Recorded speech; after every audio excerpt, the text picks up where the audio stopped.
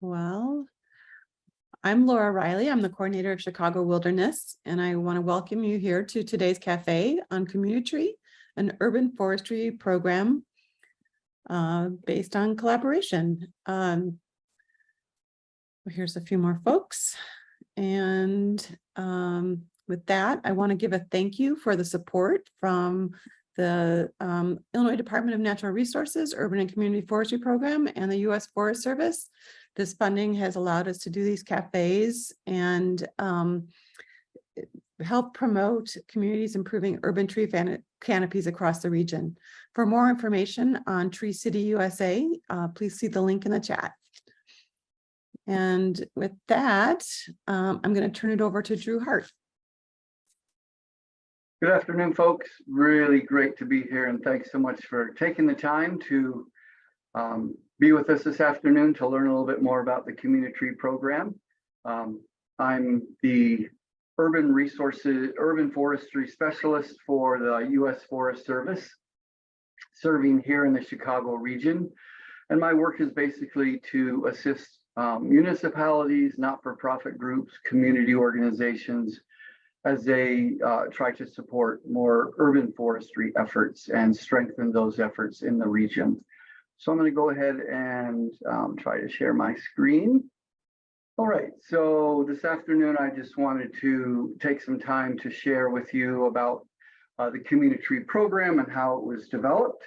And then we'll turn it over to Leo Sawyers, who's going to be talking to you about a program specifically with the CommuniTree program that's been developed through the Student Conservation Association. So back in 2016, we were working with the Urban Waters Partnership Program. And the Urban Waters Partnership is a group of federal, state, and local partners who get together to work to reconnect us to our waterways. Northwest Indiana is one of those areas that are selected to be an urban water site. And every year we have an annual meeting where all of the partners from different watersheds come together, talk about their goals and how they want to reach those goals. Back in 2016, we were having a great discussion, and folks identified the need for more focus on urban forestry as a goal that they would want to achieve. What we know about the Calumet region is that there are many communities that lack a certified arborist on their staff. Oftentimes they don't have urban forestry management plans or tree inventories. And so these communities have asked for assistance. So we wanted to come up with a solution of how we can create a program that would address those urban forestry needs in these communities. So a group of us got together, including folks from the Student Conservation Association, the local utility, NIPSCO, Wildlife Habitat Council, our local IDNR Community and Urban Forestry Program, the Northwestern Indiana Regional Planning Commission, Nature Conservancy, and others, to talk about how we can work together to create this program. We had heard of the collective impact model of community engagement, and so as a group, we decided that that would be a good model for us to try to replicate. The collective impact model was developed, I think, out of Stanford University, probably about 15 to 20 years ago. And it's now used across the globe in helping communities who want to affect positive change. And 5 conditions for collective impact. The basic philosophy is that groups coming together need to have a common agenda or a common goal. Everyone agrees how that goal and progress toward that goal is going to be measured. Mutually reinforcing activities, meaning that we all agree that there are certain goals that we want to achieve. Let's work together as a group to achieve those. And continuous communication as a as a principle is basically encouraging partners not to have a lot of sidebar conversations with just one or two partners, but coming together here with monthly meetings to discuss the best way forward in creating a program such as CommuniTree. The collective impact model, everyone around the table is equal, but we have a convening organization that convenes us. So in our situation, the Northwestern Indiana Regional Planning Commission agreed to be our convener. We agreed to have monthly meetings. Our goal is to create a healthy, more diverse tree population. We're going to have research and evaluate our success. And we're going to do that by making sure that in our meetings, we are supporting each other.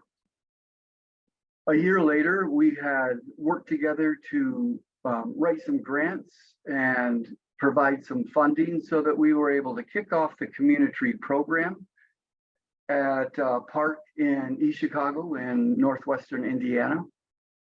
And very successful groups, all of the different groups came together.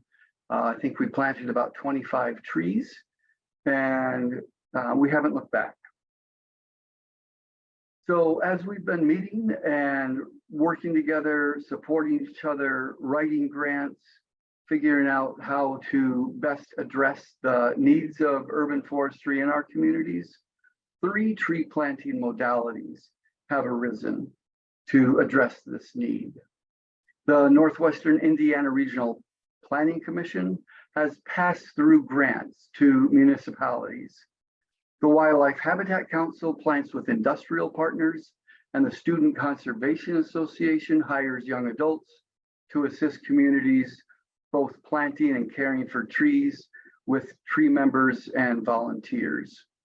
So NERC has an online application so that community groups, municipalities, faith-based groups, actually any group can apply for trees. The application is fairly simple, but we want to make sure that whoever is receiving the trees will know how to plant them, know how to care for them, and have a commitment to long-term maintenance.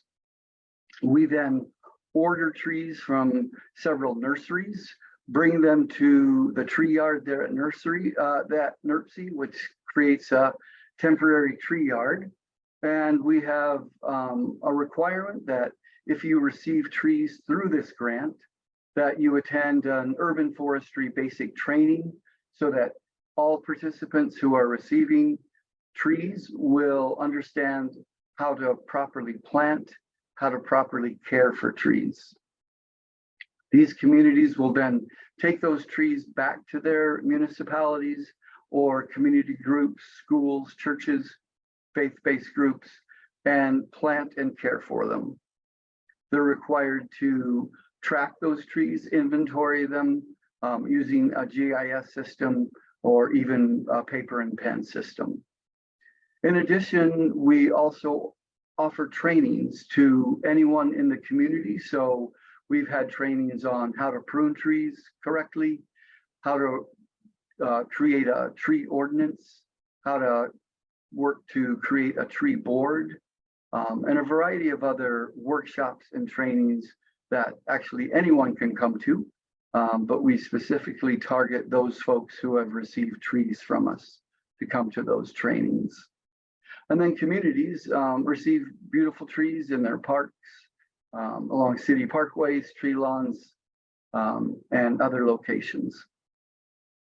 The Wildlife Habitat Council is an organization that is a part of the CommuniTree core team, and Wildlife Habitat Council plants with industries, oftentimes right on industrial grounds. Their funding comes from a variety of different sources, as does NERC and SCA, but the Wildlife Habitat Council has received a good bit of funding, both from industry, supported by the U.S. Forest Service Great Lakes Restoration Initiative grants. The U.S. Forest Service has a philosophy that a tree planted anywhere benefits everyone. So we've planted on industrial footprints here throughout the region, including ArcelorMittal, US Steel, Praxair, and a variety of other industrial campuses and footprints. So here we are at Praxair, and oftentimes at these plantings, members from other groups will come and join. So it'll be all of the members coming together to help partners plant and care for trees.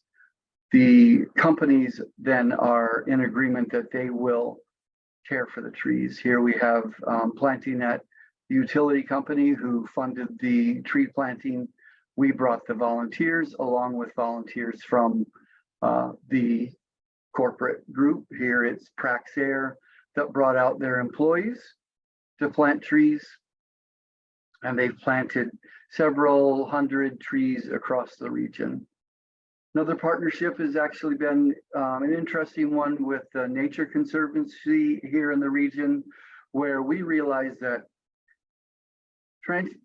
planting trees is very important, caring for trees is very important, but we have communities that have dead and dying trees, oftentimes from the devastation of the emerald ash borer beetle. And so we receive funding to actually take down dead and dying trees in communities, because quite frankly, communities that are under-resourced don't have the ability to fund oftentimes tree planting programs. They're not looking for help in planting new trees until they can get trees removed. So this grant allowed them to do that. As part of that collective impact model, we want to know, are we making progress and what that looks like? So very generously, Dr. Jess Vogt and her students have dedicated countless hours to help us create a system by which we are evaluating our trees. And they've also published 3 research papers, I believe, on CommuniTree since its founding. So an academic partner is very helpful. We also work with Indiana University Northwest and Purdue University Northwest, both of which here in the region are very committed to the CommuniTree program. Here's one of the papers that Jess and her students were able to publish. We also want to have fun. And so as part of the program, we partner with theater groups, artistic groups, groups who will come and oftentimes do things like read poems about trees. And then as we're planting those trees, plant them with the tree. This is Jabberwocky Theater Group on the south side of Chicago in Calumet, planting trees and having puppets. So I think it's really important to not just stress planting the trees and maintaining them, but let's have some fun while we're doing it. The third modality is, so since 2016, we've planted and maintained over 10,000 trees, 1-inch caliper or greater. Most of the trees that we plant are native to at least the Calumet region, maybe a little bit beyond. We're not incredibly strict about planting just in our region native trees. Some of them might be native a little further out here in Indiana and Illinois, but we do believe that planting native trees is preferable. We've engaged over 3,000 volunteers, trained more than 30 young people in arboriculture and urban forestry, partnered with over 50 communities, and we've held 20 trainings on urban forestry topics. So I shared with you 2 of those tree modalities. The third, and sorry for the bias here if other partners are on the call, but I really am impressed with the Student Conservation Association's model of using Conservation Corps to address urban forestry needs. So I'll turn it over to my colleague, Leo Sawyers, who will be sharing with you about that program. So I'm going to stop sharing, Leo, and let you hop on. All right, let me see if I can share my screen here.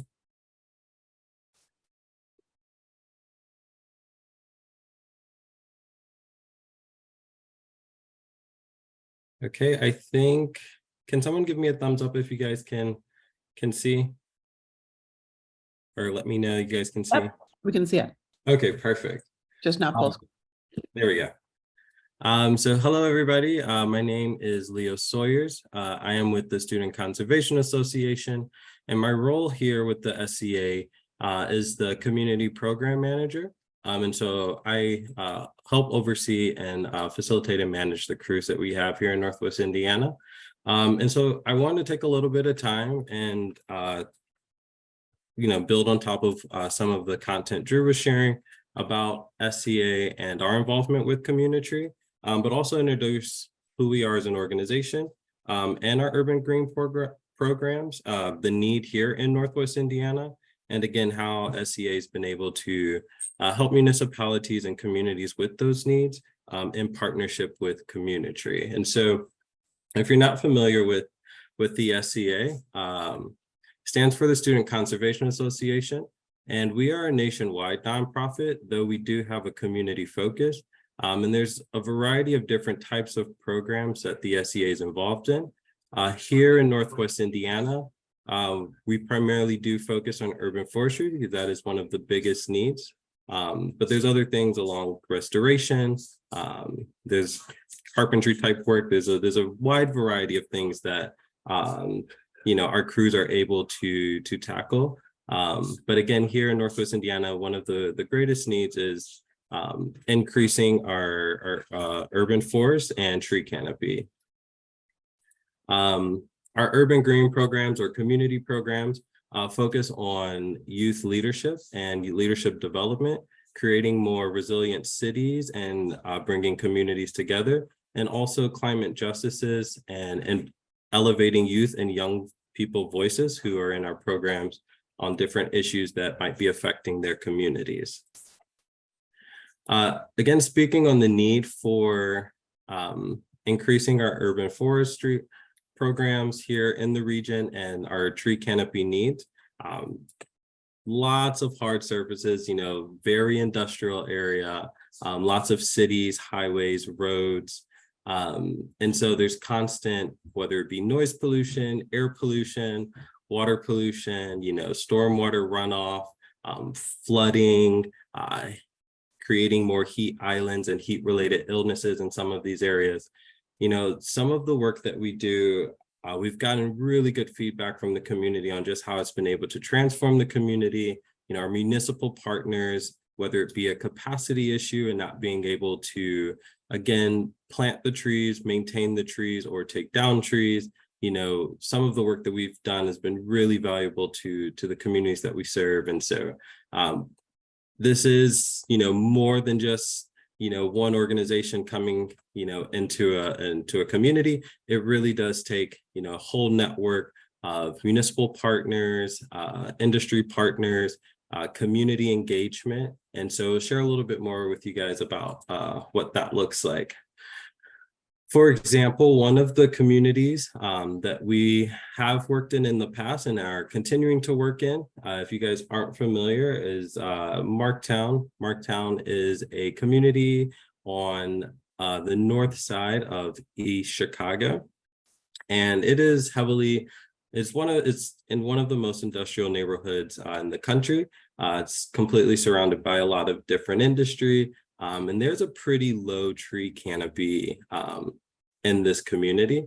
And so, this project, one, was something that was identified by the city of East Chicago as a need to bring in more trees. Some of the local business partners are in partnership with this, providing whether it be funding or land access agreements so that we can conduct some more of these tree plantings, engaging with the community to learn a little bit more about their needs and how they like to utilize some of the land spaces around. And also working with partners, federal partners such as the EPA and the U.S. Forest Service on creating a vegetative buffer to help absorb some of that particulate matter that might be in the area due to so much of the industry. And part of our program, it's not just putting the trees in the ground.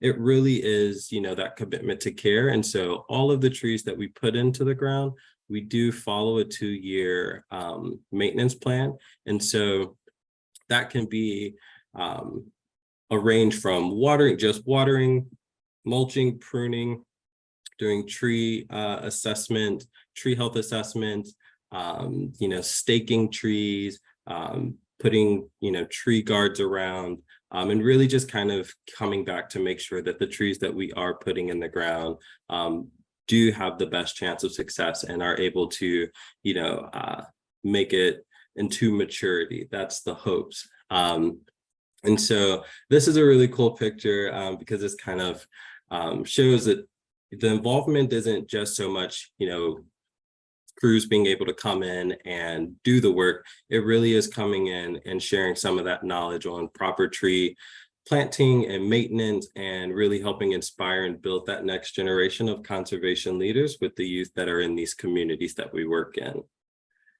And a big part, and one of the biggest parts of our program, is the community engagement, and that can look a lot of different ways.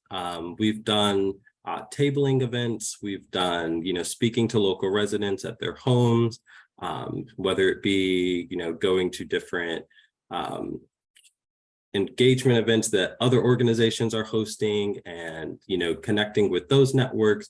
One of the big things that we do is in the communities that we go in, we do host volunteer tree planting days. And that's very special to me because that's actually how I got my introduction to who SCA was. I was offered the opportunity to go plant trees while I was studying at university to get some extra credit for helping this local nonprofit. And I thought it was super cool that they were out and planting trees. And so it's actually how I got to meet Drew. It was actually at an Arbor Day event in East Chicago at one of these tree planting days. And I really fell in love with the work that was happening in the communities, because to my knowledge, there was no other organization doing what CommuniTree and SCA has been doing in the region. And so it kind of caught me and took me on this wild journey, and that was 5 years ago. So kind of looking back 5 years now to see, one, where the program has come and how many trees have been planted in our community, and the folks and the lives that it has impacted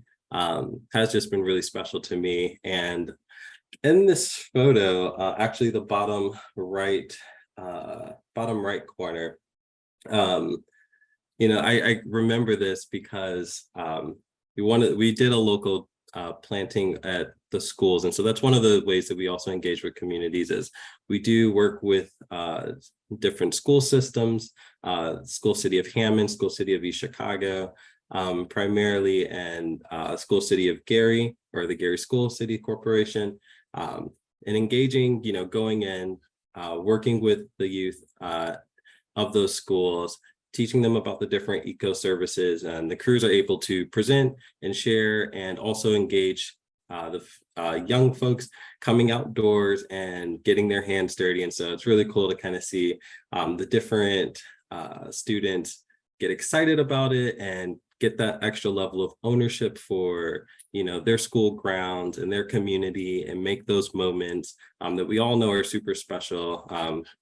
I'd imagine most folks on this call have had that moment where they were, took the classroom outdoors and just had this really amazing experience. And so one of the really cool things I did want to touch on is that one of the memories from the photos on this slide, we did one of the presentations at one of the schools, Lincoln Elementary in East Chicago, and had got a student so excited that following Saturday brought his family out to come and help plant trees at a nearby park in East Chicago. And so it's just a really special moment to see how, some of the work that we're doing does impact, some folks that, may not have ever had an experience like that. And it really did kind of like light that spark, which is really good, kind of thinking about conservation for the future.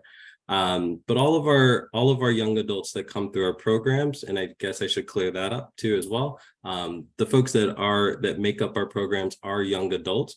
We also focus on our recruiting strategy, recruiting from the communities that we serve in. And the primary communities that we serve here in Northwest Indiana are East Chicago, Hammond, Whiting, and Gary. And there are other towns that we've worked with, Hobart, Highland, there's a few others. that we've worked in, but primarily those are the cities that we work in.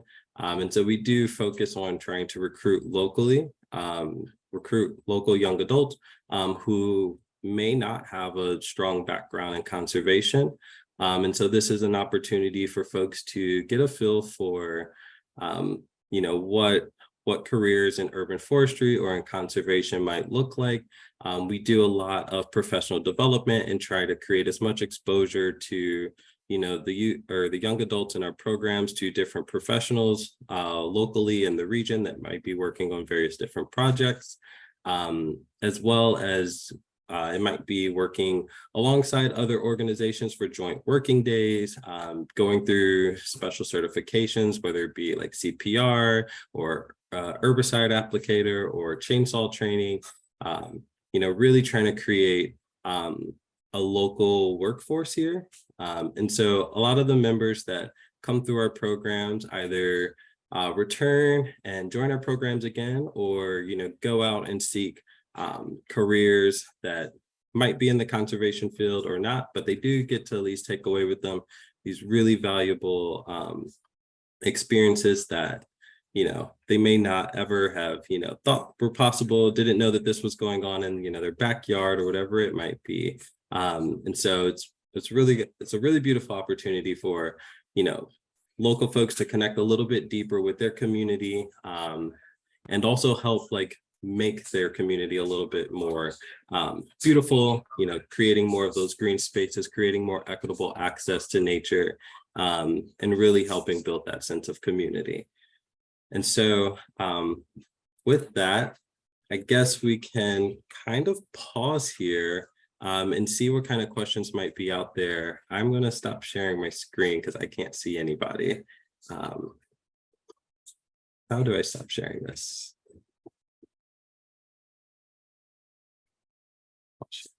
That sounds right. Okay, stop share. There we go. Okay. Thanks, Leo. That was awesome. That was really great. So yeah, we'd love to hear from folks. Any questions or stories that you have that you'd like to share with us. We're very informal, so we look forward to hearing from you. Any questions or discussion topics that you'd like to talk about. I'll mention that the CommuniTree program is primarily focused in Northwest Indiana, but it also crosses into the Calumet region of Illinois. Wildlife Habitat Council plants a good bit with industrial groups on the south side of Chicago, oftentimes around the 10th Ward. And the SCA is actually planted with a good number of communities in the past in the Calumet region of Illinois as well. Yeah, Liana wants to know what are some of the biggest challenges the program has faced? Yeah, I would say logistics is always one. There's moving pieces. You know, you sometimes don't know what the weather might be like. And so this year in particular, part of our maintenance plan is part of our just entire program build is planting in spring and fall. But this was one of the driest springs that we've had, I think since 1992, I think that's correct. One of the driest Mays. And so we did have to modify our planting schedule and hosting some of those community events early this season, and kind of shift and jump on our watering schedule a little bit sooner. So logistics always kind of throws a wrench in there, whether it be, you know, getting a crew filled or figuring out what the different planting sites might be, working with the municipalities and their need and whatever their long-term plans might be. Again, like capacity issues with the cities can affect, you know, part of that planning. And so I would say logistics. I can relate to that, but I can also share that in the beginning of the program, as we were starting out, more so than now, but it still continues to be a challenge, is oftentimes municipalities may not have the awareness of how important urban forestry is for their community. It might not be a priority for them. And so it requires a good bit of engagement that we come in and talk with, if it's not the mayor, it might be the director of parks or the public works director, to share with them, this is a program that we can come in with basically trees that are funded already. We'd like to plant in your community. And they oftentimes might go along with that and agree to it, but they still haven't funded an arborist on their staff. What we found is that as we plant with those groups, parks or public right-of-ways, there does seem to be an awareness of the need for trees amongst those professionals that we interact with. So we see park directors that may not have requested trees in the past or looked for trees. When they see the impact that trees have in their parks, or public works directors in their cities, we see definitely more of an interest in the development of an urban forestry plan. So within the region that we've worked in, we see the creation of several tree boards now in communities, which is really significant to have citizens step up to volunteer to serve on tree boards. We've had several communities work towards getting tree inventories for their communities. So this is a long process. It's not something that, you know, is going to be resolved immediately, but it's certainly been a really encouraging process to see personnel, city personnel, become more aware and just more invested in their urban forest. And as we go through the community, drive through the community with the various teams or various partners, we see the impact after 6 years. The 10,000 trees that have been planted in this region, it is already making an impact, and that's really exciting. All right, we got a couple more questions here in the chat.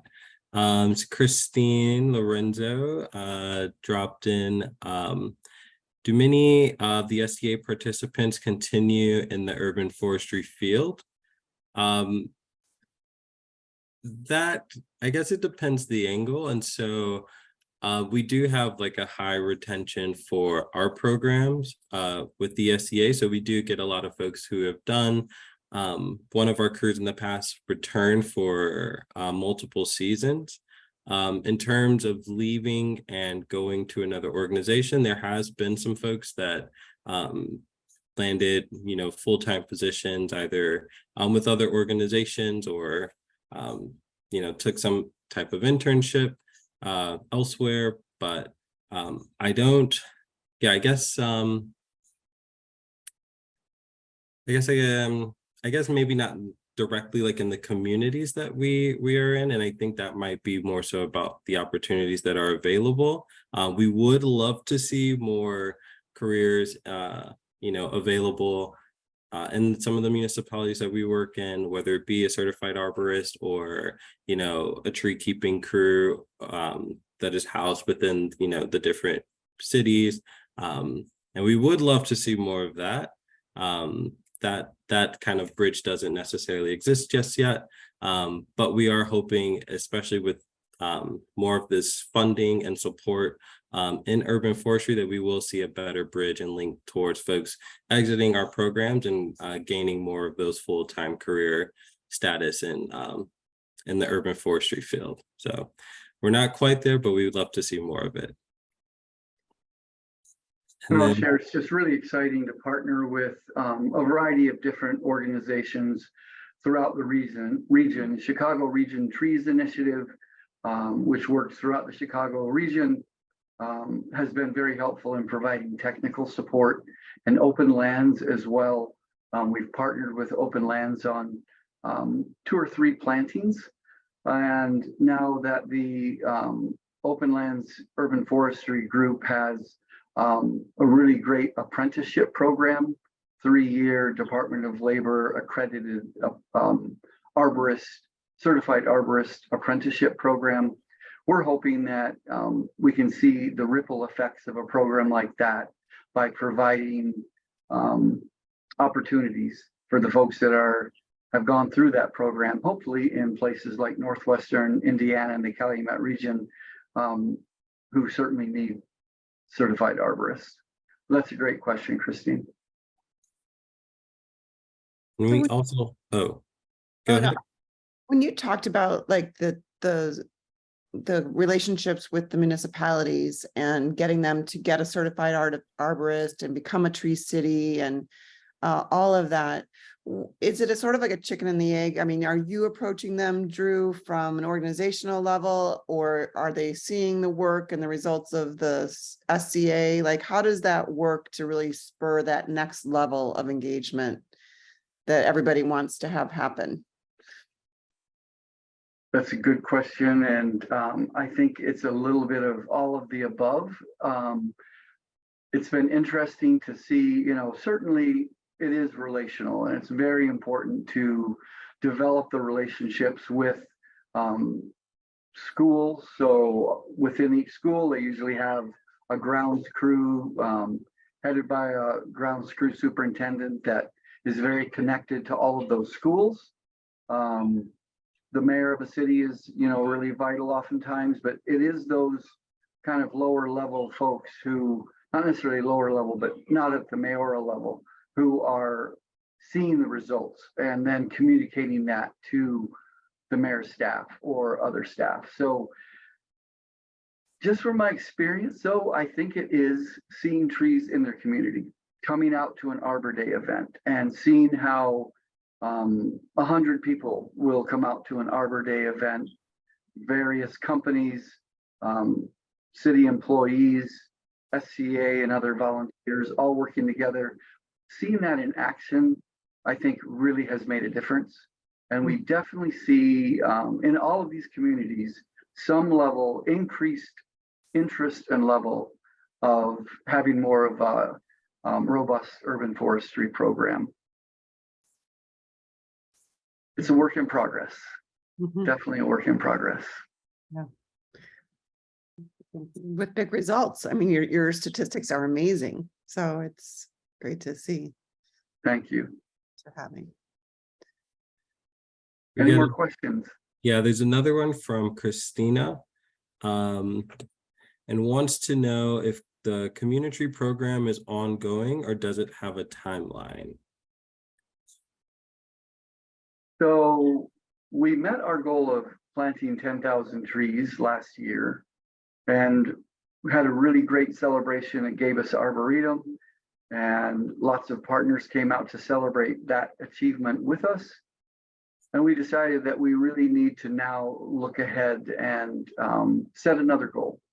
So we haven't officially done that yet, but we've tossed around a variety of different goals that would include, it's great to think of setting goals for the number of trees planted, but I think it's also really important to look at how to engage communities on a variety of different levels. It's not just about putting the tree in the ground, but it's really about working to change the culture of a community to understand the value and benefits of trees.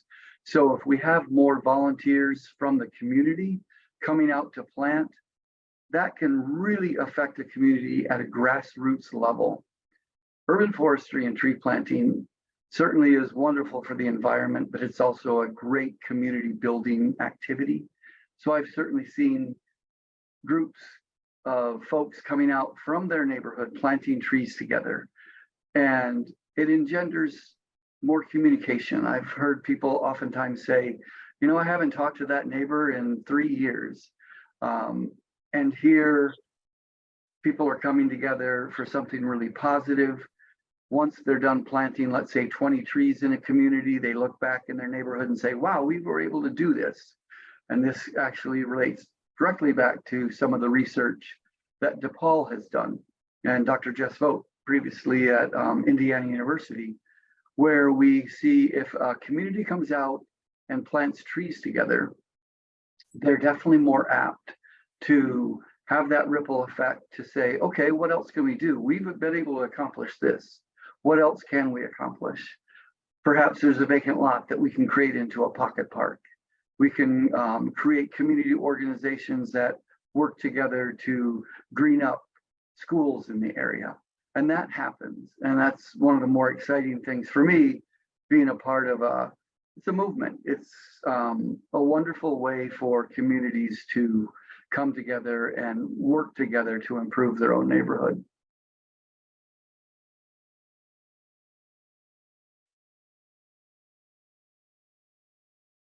We have a little bit more time left. I don't know if there's any other lingering questions that might be out there. Feel free to come off mute, or you can put them in the chat. Hi,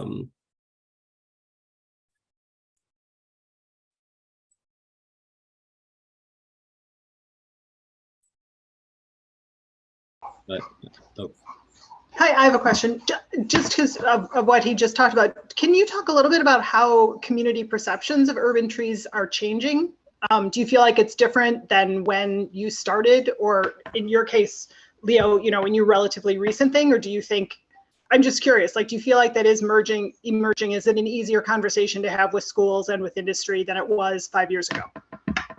Yeah, it's a really good question. And I think too, there's going to be both sides of like the perspective of, you know, trees help beautify our area, make, you know, tree-lined streets are nice. They help, you know, provide shade. There's some folks that like just really get it. And then there's also, you know, the camp of folks that, you know, see trees as this burden, this thing that, you know, might crack up sidewalks or cause plumbing issues or create litter that they have to clean up, and it's more of a chore. Generally, the folks that come out to plant, the folks that we engage with, the folks that we're involved with, have a pretty positive view towards trees and want to see, you know, more trees in their community, want to be super active. We have folks that will be regular volunteers. And I would say from my time, you know, 5 years ago to now, one, I feel like I have a completely different lens and understanding of, you know, like kind of what urban forestry and the movement is here in the region. But to see that it's been an ongoing success and that there has been, you know, a lot of excitement and enthusiasm with our municipal partners, and that they've been getting requests for trees. And if trees are taken down in any of their cities, that, you know, folks are getting upset and there is a little bit more public outcry. I think that that's been really good to see. And some of our biggest partners here in the region are, you know, philanthropic partners. And so it's really cool to see, you know, some of the industries here in the region also wanting to give back and, you know, help beautify the area and help kind of offset some of the, you know, impacts that their industry has. So I think it will definitely depend on who you're talking to, but I think overall, from my experience, it has been more positive as the timeline's going on and as we're moving forward, that more folks are getting on board with wanting trees, wanting to learn about trees, and wanting to invite those trees into their neighborhood, and sometimes have like, oh, well, how come, you know, that community got trees and we didn't, or our trees were taken out while this community is getting trees. And so I love to see that. And so we definitely want to invite more folks in the conversation of, you know, building our urban forest, because part of it is, yeah, the municipalities and park planting in parkways and parks, but industry as well as, you know, the private residents and landowners also play a big part in that, as they also are, you know, majority landowners in, you know, some of these communities. And so, you know, having everyone kind of play a part and bringing trees in, definitely we try to be more inclusive than not. So I'll just add that I think Leo shared earlier about our work engaging schools. And I know that Open Lands and Chicago Region Trees Initiative and the Nature Conservancy all work to engage school groups. And I think that's a really important way to introduce young people to the natural world is getting out and planting trees with them in their schoolyard or at a nearby park, and to see the excitement with those young people. And then, as Leo mentioned, we'll encourage them to go home and invite their parents to a tree planting. That doesn't oftentimes happen, that connection, but it certainly happens if we continue to go back and engage with those students over time, which we tend to do at schools. And even if it's, we've planted all the trees on your schoolyard, can you bring out all of the 5th grade to help us remulch the next year? And so we continue that engagement.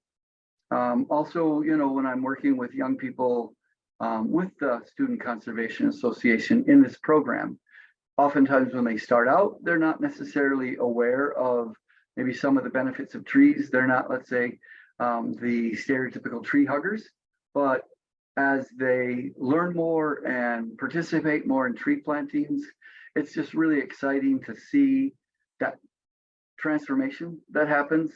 And oftentimes, I've heard more than once from young people who say, sometimes I'm with my family and we're driving along and I just can't help but talk about trees. And sometimes my parents or family will say, would you just stop talking about trees?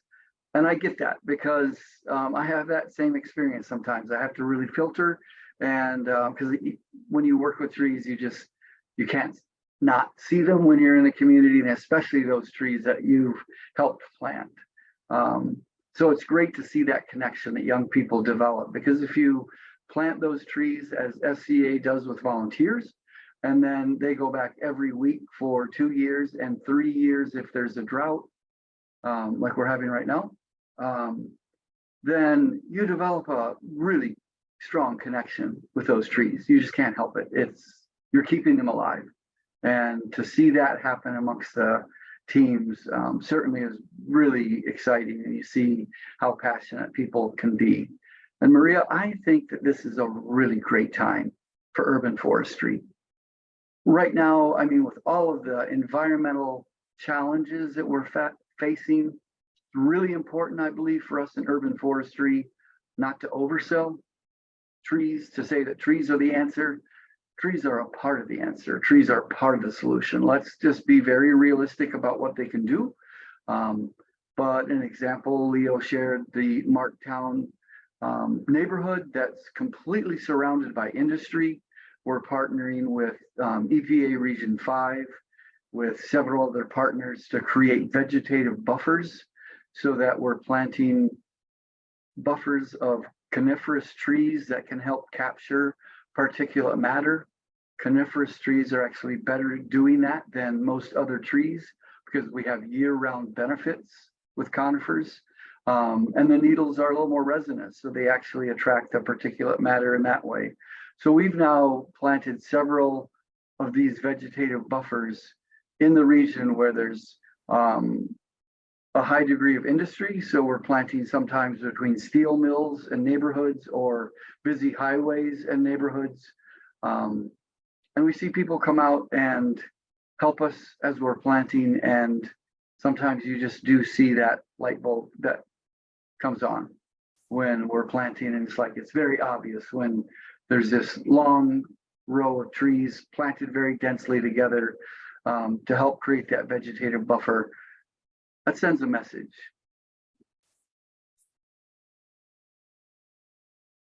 We got a couple more questions here. I see Christine responded to Sherry.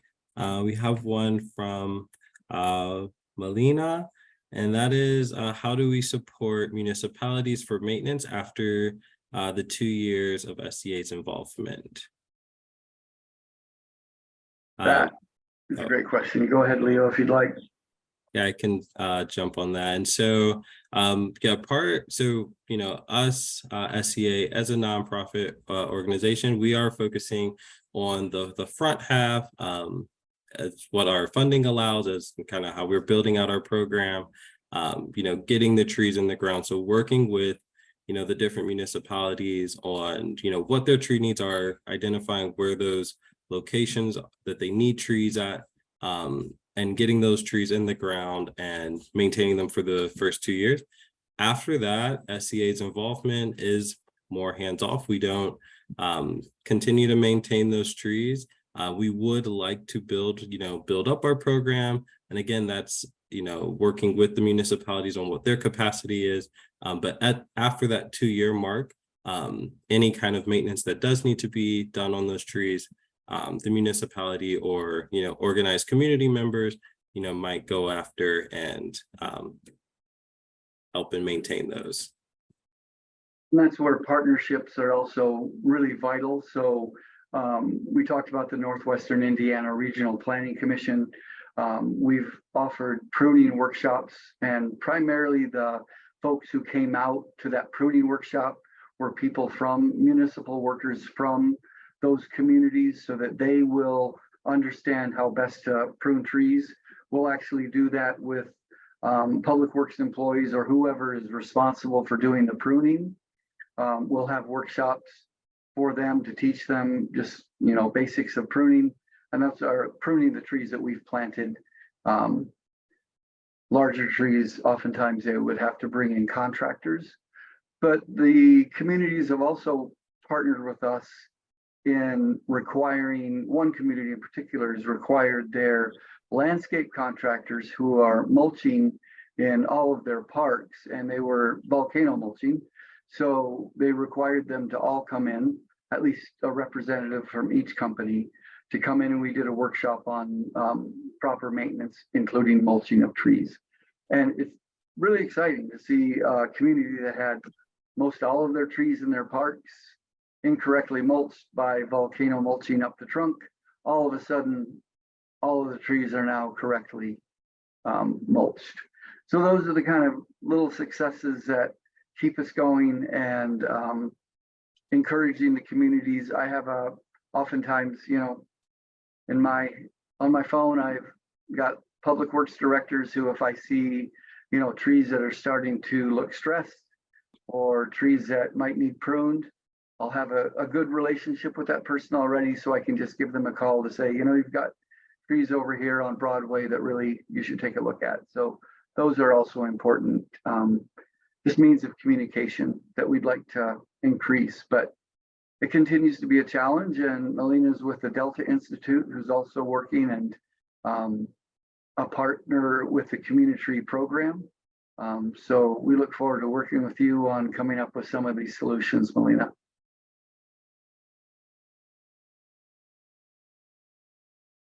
And I suppose maybe we pass it back to Laura, just because I know this ends in a couple minutes here. So I'll pass it over to you, Laura. Yeah, thank you everybody for coming today. And I think this was really interesting and valuable just to learn more about your successes and challenges. And if anybody else has a topic that they would like to discuss via Café, we're always looking for more ways to come together and learn and share and communicate and think together. So please reach out to us, and I'll drop just the link if you have a Café idea into the chat. But thanks for being here today, and appreciate your time. Let me see. Actually, I can just share this slide that's here. You can find out more here. There we go. And I'll share, if I could. Thank you so much for joining us today. And if you have a community that you live in that you think could benefit from a program like this, please feel free to reach out. It doesn't have to be in the Calumet region. I put my email in the chat. Happy to continue the conversation with you. And I just want to echo that as well. I also put my email in the chat if anybody would like to connect offline. But I do appreciate, there being so much interest in, urban forestry, because again, a big part of the success is, people coming together, people, collaborating and coming up with different ideas and solutions and how we can, solve some of those problems that might exist in our community. So I appreciate everybody coming today to learn a little bit more about what we're doing. And hopefully we'll be sitting in a cafe learning about some projects that other folks gotten involved in. Yeah. Thank you. Have a great day, everybody. Thanks, Chicago Wilderness Alliance. Mhm. Much appreciated.